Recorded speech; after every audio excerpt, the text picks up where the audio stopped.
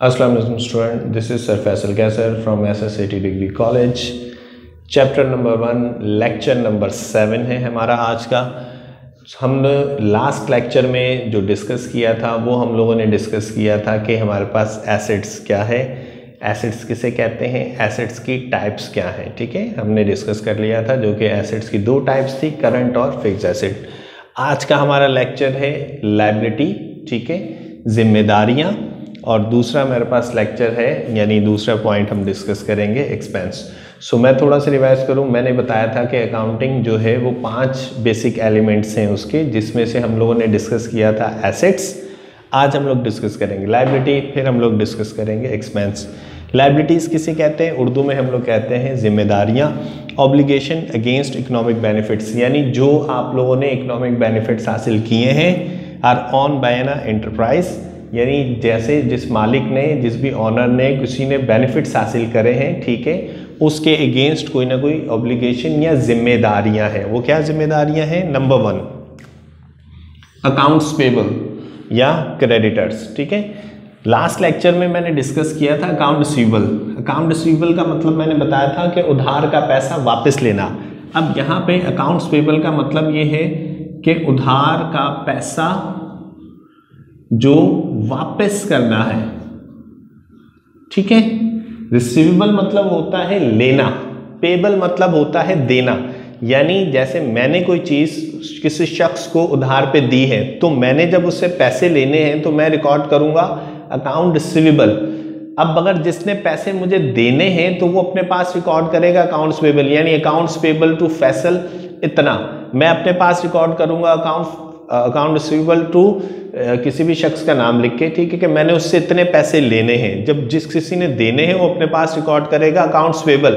मैंने पैसे लेने हैं तो मैं अपने पास रिकॉर्ड करूंगा अकाउंट रिसीवेबल। सो अकाउंट्स पेबल या क्रेडिटर यानी जिसको आपने पैसे देने हैं, ठीक है, उधार के पैसे जो वापस आपने करने हैं। सो नंबर 2 क्या है मेरे पास? Accrued expense. एक्रूड एक्सपेंस से क्या मतलब होता है? एक्रूड एक्सपेंस से मतलब होता है कि आपने किसी भी चीज के एक एक्सपेक्ट करे हैं कि खर्चे इतने होंगे। सपोज मैंने सोचा कि बिजली का बिल आएगा 6000, लेकिन बिजली का बिल कितना आया?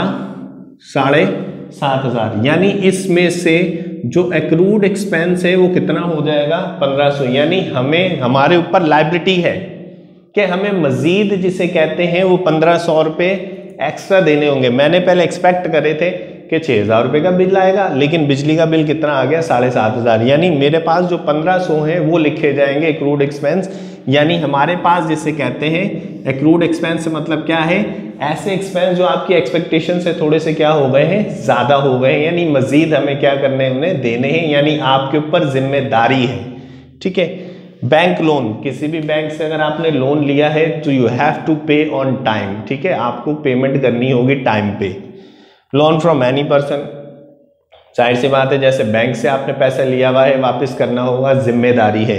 इसी तरह लोन फ्रॉम एनी पर्सन, किसी भी पर्सन से आपने पैसे लिए हुए हैं तो आपकी जिम्मेदारी है कि उसको आपने वापस करने हैं। Rent receive in advance. अब रेंट रिसीव इन एडवांस से क्या मतलब है? आपने रेंट जो है वो रिसीव कर लिया है, किसमें? एडवांस में। अब आपकी जिम्मेदारी है कि जो भी आपके रेंट वाले हैं उनको आप वहां उस घर में रहने दें। इट्स जिम्मेदारी, लायबिलिटी है।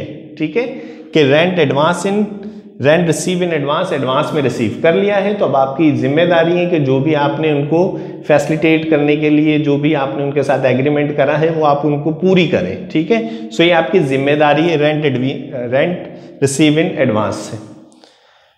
नेक्स्ट पॉइंट है अर्नड इनकम। अच्छा, 2 है अर्न का मतलब तो होता है कमाना। ठीक है, अर्न इनकम, अभी नहीं कमाई। वर्ड्स को अच्छे से समझ लें। अर्न, ठीक है, अर्न इनकम।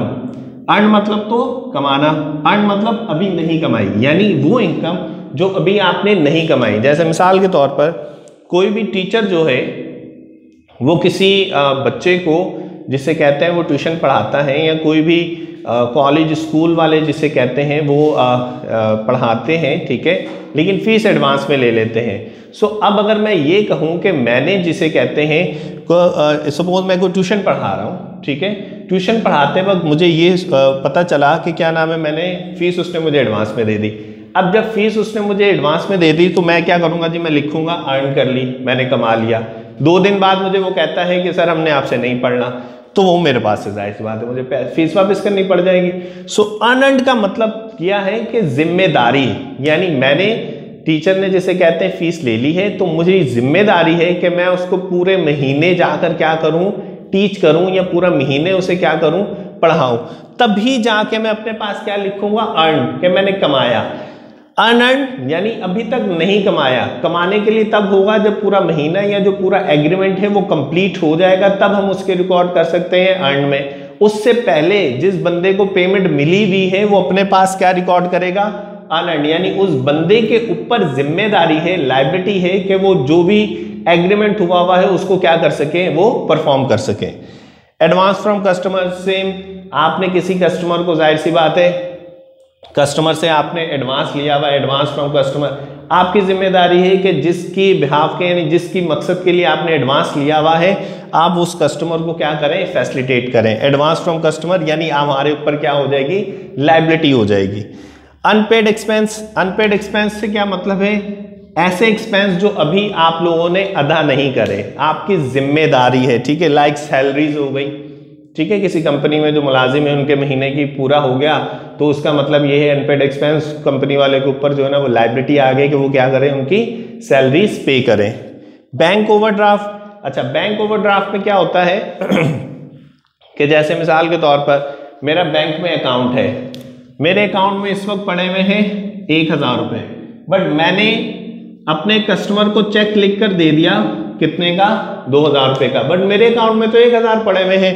तो मेरी अगर अपने बैंक वालों के साथ कोई बहुत अच्छी अंडरस्टैंडिंग है या वो कोई डॉक्यूमेंट्स वगैरह हमसे फिल करवाते हैं तो मैं उनको कॉल करके कह सकता हूं कि मेरा एक कस्टमर है जो कि आपके बैंक में आ रहा है, मेरे अकाउंट में 1000 रुपये रखे हुए हैं, बट मैंने उसे चेक 2000 रुपये का दिया हुआ है। तो अगर आपकी जिसे कहते हैं बैंक वालों के साथ बहुत अच्छी अंडरस्टैंडिंग है, वो डॉक्यूमेंट्स वगैरह फिल करते हैं, तो वो अलाउ करते हैं अपने अच्छे कस्टमर को कि वो अपनी तरफ से 1000 रुपये आपका और 1000 रुपये बैंक का, वो आपका जो कस्टमर था उसको 2000 रुपये दे देंगे। इसका मतलब क्या हुआ कि 1000 आपको बैंक वालों ने दिया, ठीक है, 1000 रुपये किसने दिया आपको, बैंक वालों ने दिया। सो बैंक ओवरड्राफ्ट यानी आपका जो अकाउंट है वो 1000 रुपये माइनस में चला गया, यानी 1000 रुपये आपने बैंक वालों को देने हैं, यानी आपके ऊपर बैंक वालों की 1000 रुपये की क्या आ गई है, लायबिलिटी यानी जिम्मेदारी आ गई है।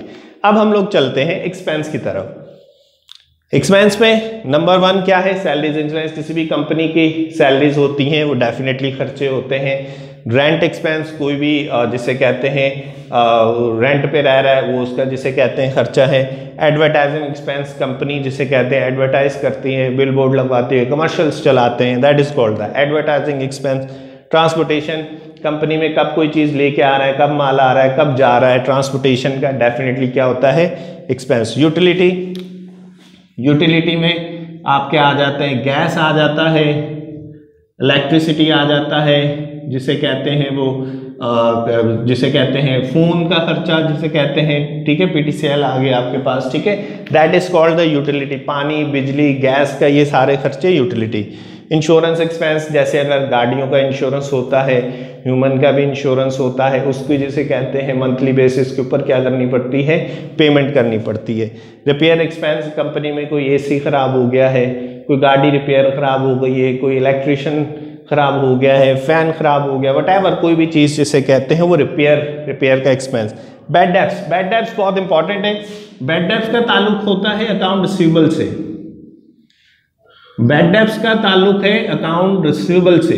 Account receivable assets, current asset, उधार का पैसा जो वापस लेना है, ऐसा पैसा जो डूब जाए, जो मिलने के कोई चांसेस ना हो, ठीक है, that is called the bad डेब्ट एक्सपेंस। करंट एसेट्स में बताया था मैंने, अकाउंट रिसीवेबल जो उधार का पैसा वापस लेना है, लेकिन कुछ पैसे ऐसे होते हैं बाज़ औक़ात के वो पैसे नहीं मिलते, so that is called the bad debt expense. वो पैसे जो डूब गए, जिनके पैसे आने के चांसेस नहीं है।